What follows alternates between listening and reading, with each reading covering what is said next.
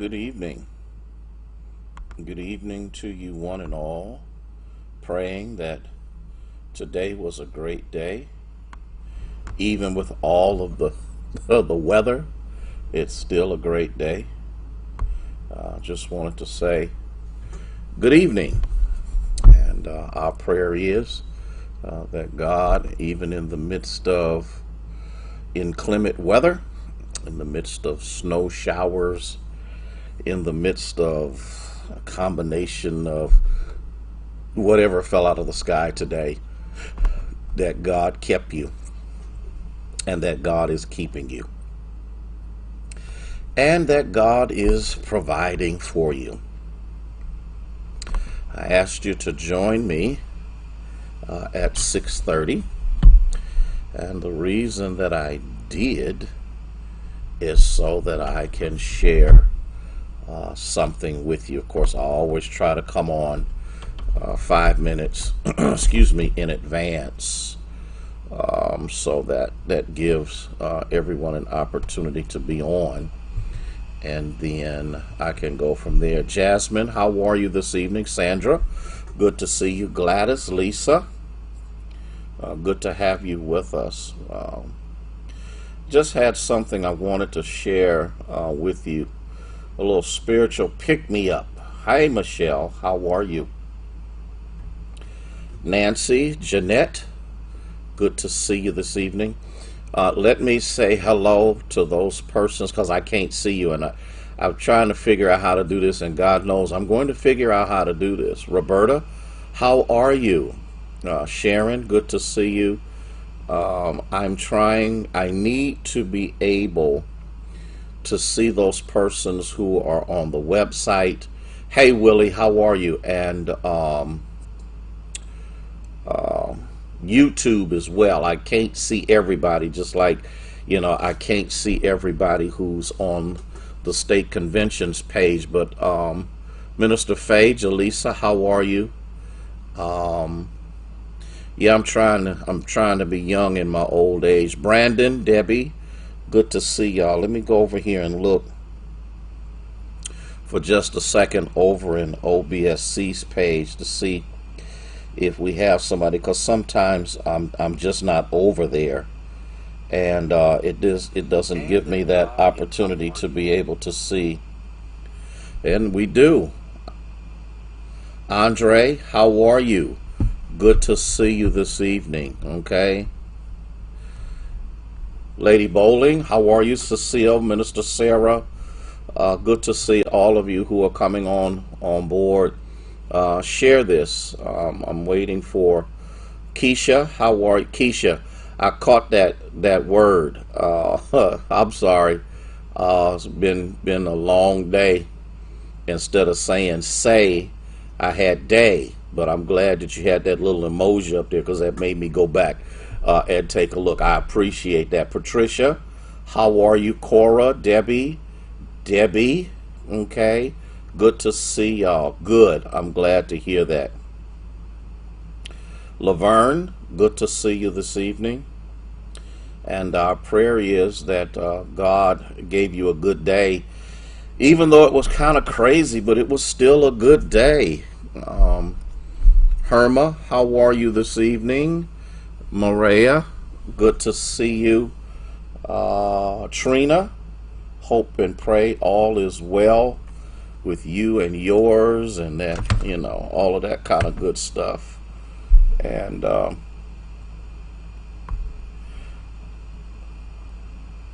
John, bless you, my friend. I appreciate you, sir, for your words of encouragement. Billy, how are you this evening? And everybody needs that, and I appreciate that more than you know. Valerie, how are you this evening? Good to see y'all. Good to see y'all. Good to see y'all. Good to see y'all.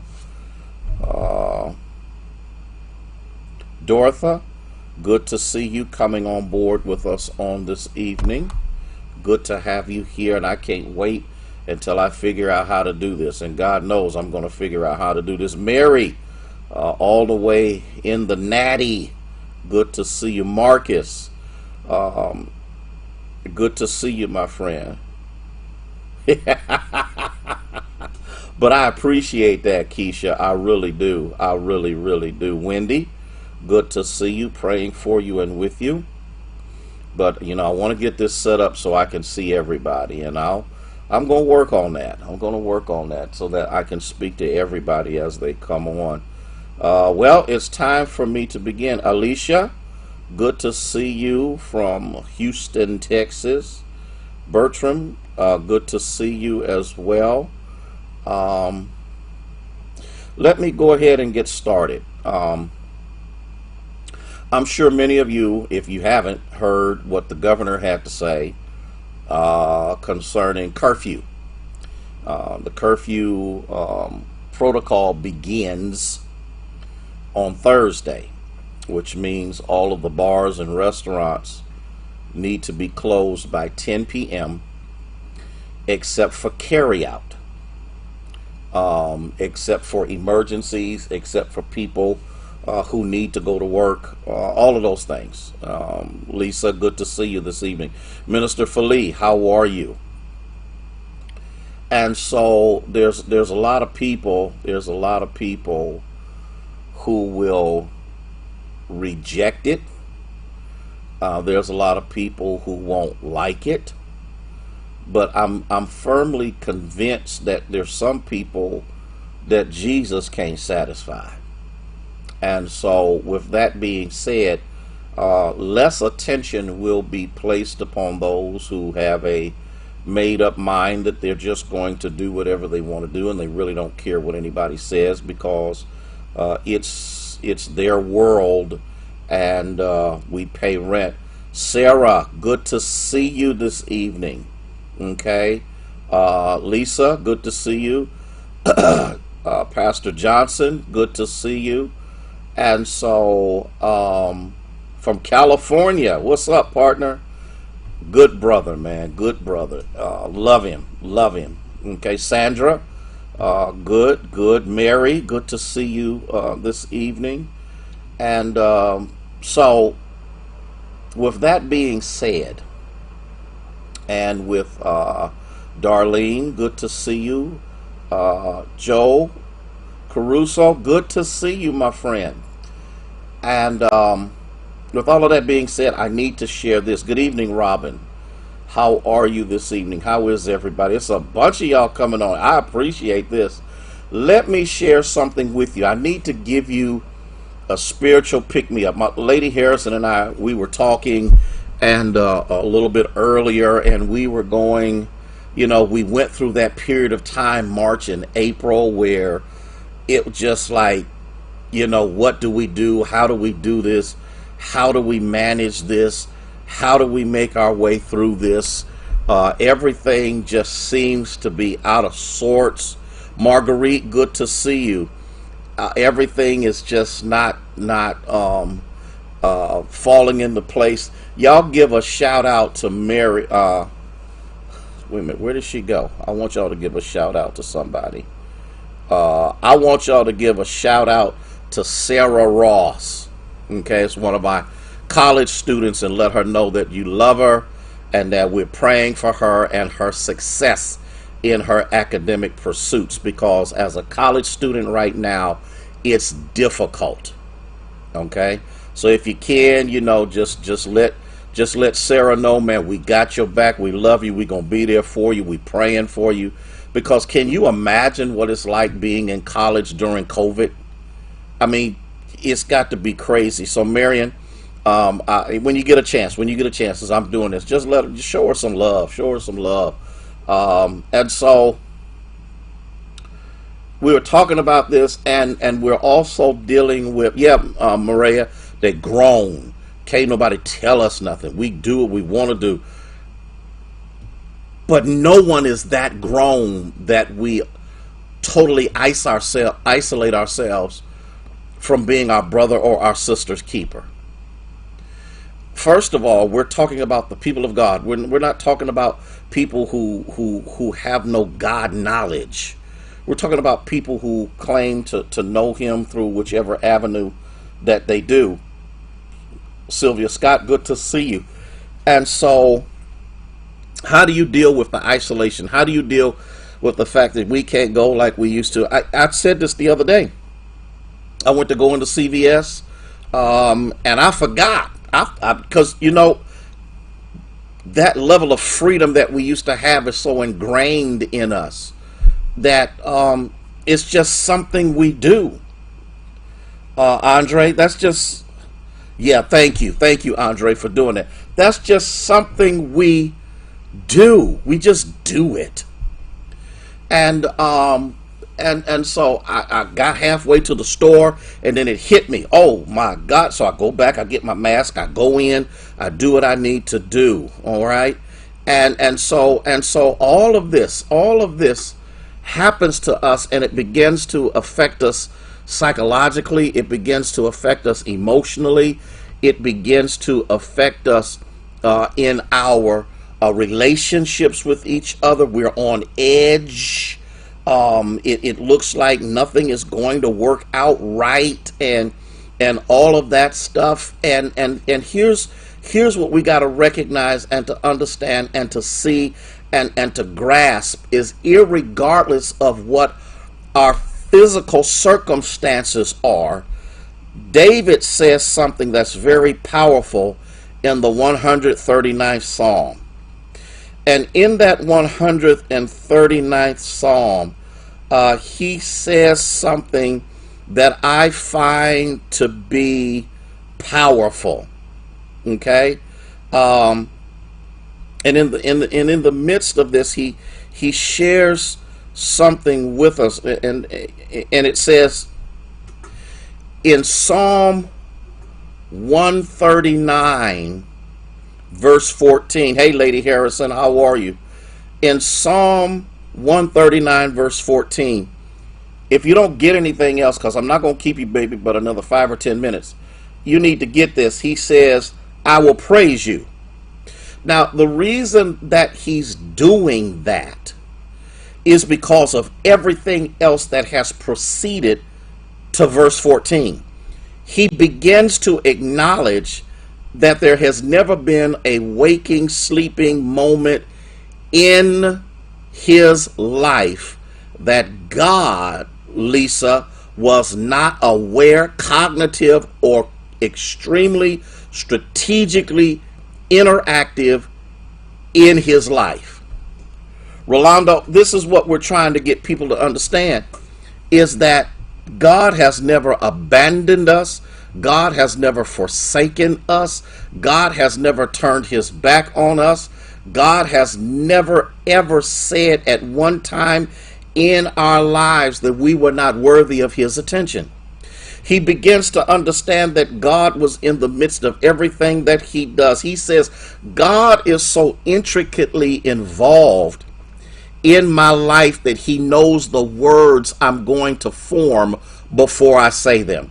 And Sarah, there's a whole lot of people encouraging you, not just on my page, not just on Union's page, but they're encouraging you on OBSC's page. They're encouraging you on the website and YouTube, because we love you and we want you to make it. And we know it's difficult right now. And I got other college students that are going through the same thing, and we just want to make sure that we encourage them, because this is wild right now. And she's doing it. She's staying in her right mind. She's hanging in there. And I needed to stick that. I told her to get on tonight because I wanted her to know that she was loved and that we're going to encourage her and let her know that no matter what happens, we got her back. Okay, now let me get back, Wanda, to what I was saying. And so in the midst of this, he says, there is not a word, there's not one word that has ever come into my mouth that God does not already know. He says, and when I sit down and I think about how intricately involved God is in my being, in my existence, in my matriculation through life, It's too much for me to comprehend. I need y'all to catch this. I need y'all to. Have you ever had a moment when you have just sat yourself down and began to think about all that God is in your life, Keith? How God intricately involves himself in your life, how God, even behind the scenes, and sometimes because we're so, Carol, caught up in the vicissitudes and the intricacies of trying to maneuver through life without blowing ourselves up, Sharnice, and we do these things and we go through these things.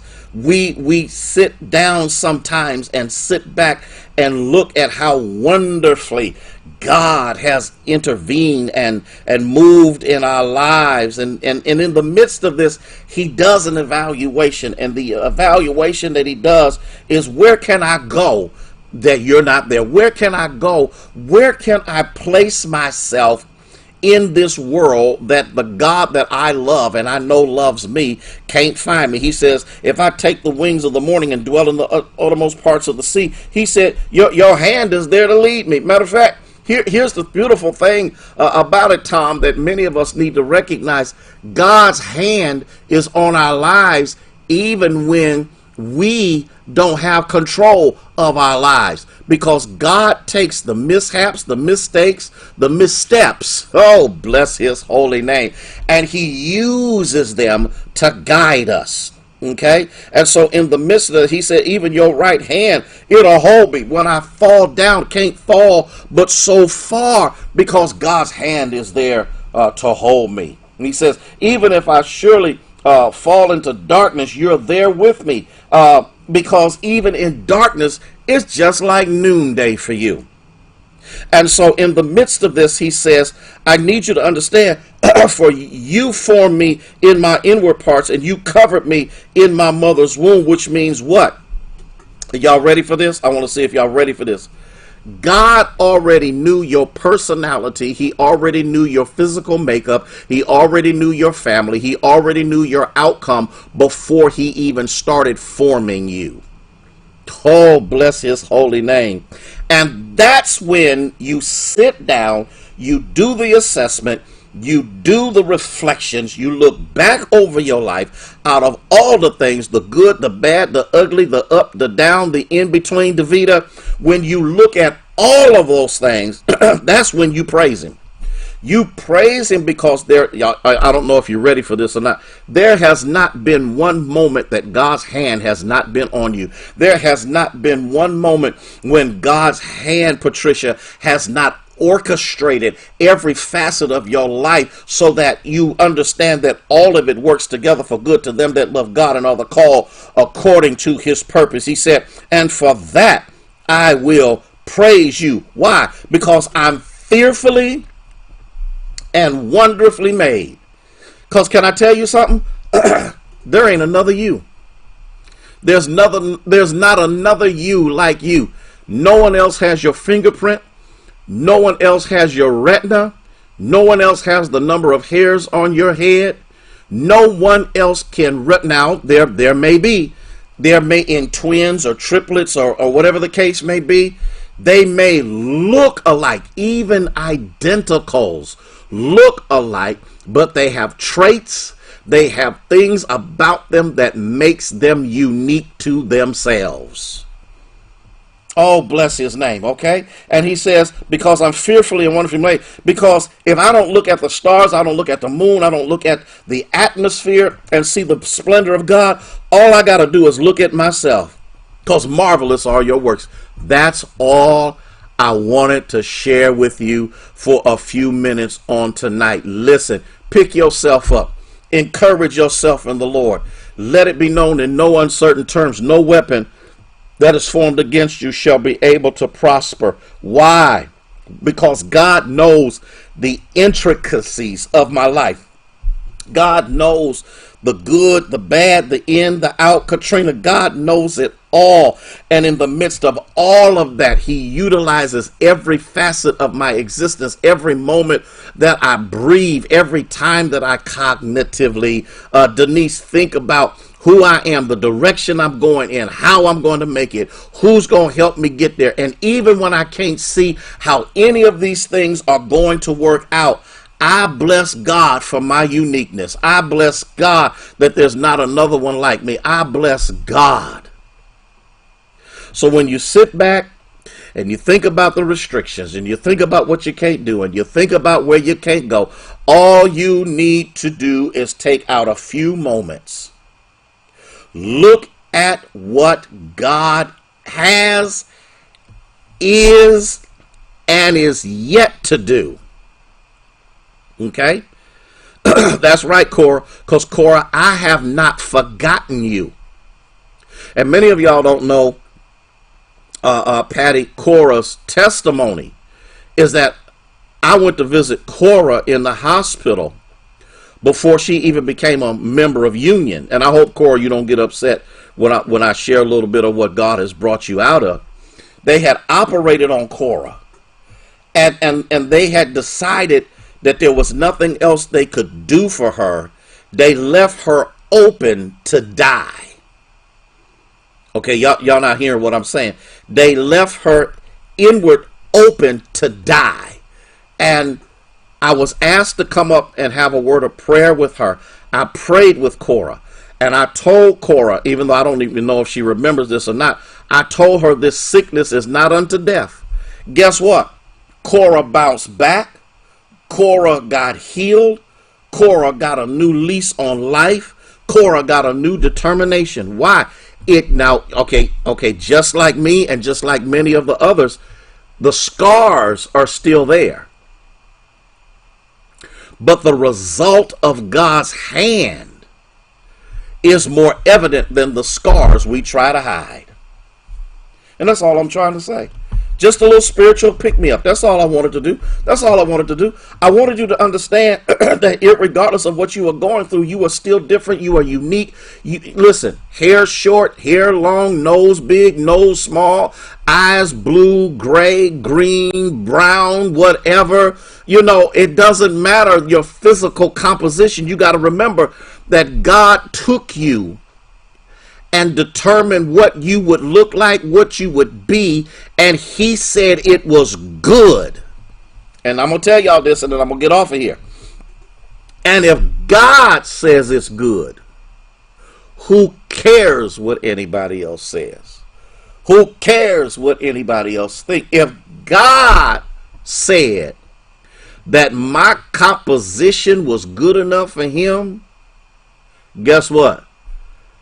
Let it be good enough for you. I got to get out of here. I got to go. Listen, love you. Each and every one of you that took a few minutes out to come and be a part of this little snippet, this little moment of us coming together, a little spiritual pick-me-up. And don't forget, on tomorrow night at 6:30, I'm going to teach about how do you do ministry with a limp? How do you do ministry with your limp? How do you do ministry when sometimes what you ask God for or ask God to remove, he says no, so that you can learn that even with a limp, his grace is sufficient. I got to go. I'm getting ready to relax, sit back and look crazy for a minute. It might be something on TV nutty that I want to kind of take a look at for just a moment. That's right, Hermer. There's not a friend like Jesus. There's nobody like him. And I give him glory and praise for each and every one of you that are on here, each and every one of you, whatever system that you are on, whether it is unions or mines or OBSC or it might even be EOBA and the website and all of that, YouTube, all of that stuff. Whatever platform you are on, don't forget these words. That you are fearfully, which means in awe, and you are wonderfully made. Love you so much. May God bless you and may he keep you, is our prayer.